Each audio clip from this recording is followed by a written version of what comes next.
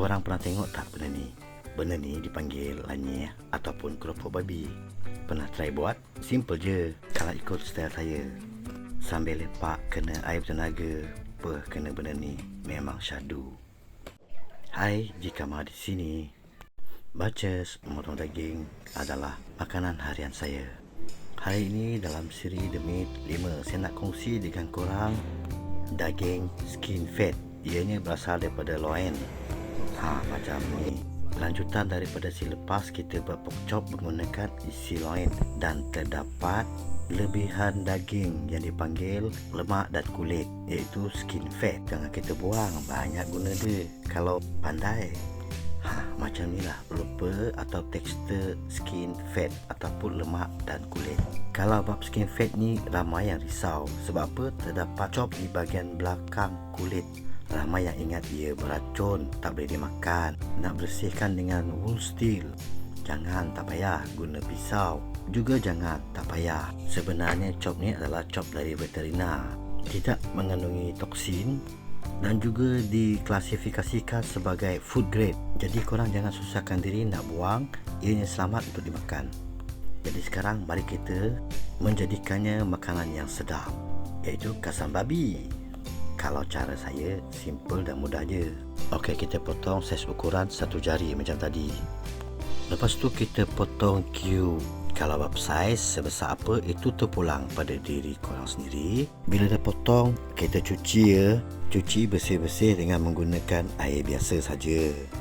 Okey, lepas tu kita toast sampai kering. Tentukan kering betul-betul ya. Lepas tu bagi kepada 2 part macam saya ni. Bukan apa, saya nak buat 2 hidangan sebenarnya. Part pertama saya nak buat kasam. Bahan asas dia adalah nasi. Jangan panas ya, suam-suam sedikit. Yang kedua, garam kasar. Okey, garam kasar ni kita ambil segenggam je. Kalau boleh sikit pun tak apa. Macam ni, sikit saja. Lepas tu nasi tadi kita tuang dalam satu bekas ataupun besen, diikuti dengan garam tadi. Lepas tu kita gaul bagi rata. Kemudian kita tuang daging yang dipotong dadu tadi. Kita gaul bagi sampai rata ya. Rata sampai macam ni korang tengok. Nasi dan garam dia sebati. Lepas tu sediakan satu bekas kedap udara. Kita masukkan ke dalam bekas tersebut. Okey, kita masukkan, jangan sampai padat sangat ya. Takut nanti susah nak fermentasi. Lepas tu kita ambil satu plastik untuk tutup bahagian atas dia supaya udara tak keluar dan masuk.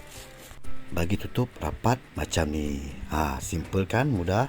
Lepas tu kita simpan dekat satu tempat. Tunggu sampai 3 atau 5 hari. Sekarang kita masuk part 2, lanyih ataupun keropok babi. Kalau ikut style saya, simple dan mudah je. Okey, sebahagian tadi kita rebus dulu ya. Rebus agak-agak dalam 5 atau 6 minit. Lepas tu kita letak garam.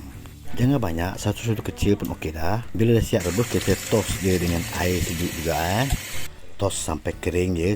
Lepas tu kita pelankan api. Kalau tak kering, dia akan jadi macam saya ni. Minyak dia akan meletup. Macam saya punya ni. Tengok. Tu dia meletup. Jadi untuk mengelak meletup kena lantai, gunalah macam saya ni. Ada arrow tu, tengok penghadang dia. Lepas tu tutup. Okey, jangan lupa kali-kali dia. Macam saya ni dah masak dah. Okey, lepas ni kita try. Macam mana rasa dia, adakah garing, rangup seperti keropok ataupun lanyih. Okey, yang ni adalah resepi simple saya membuat lanyih ataupun keropok babi. Rangup gila. Sambil kena dengan air bisa, lepak santai dengan kawan-kawan. Nikmat.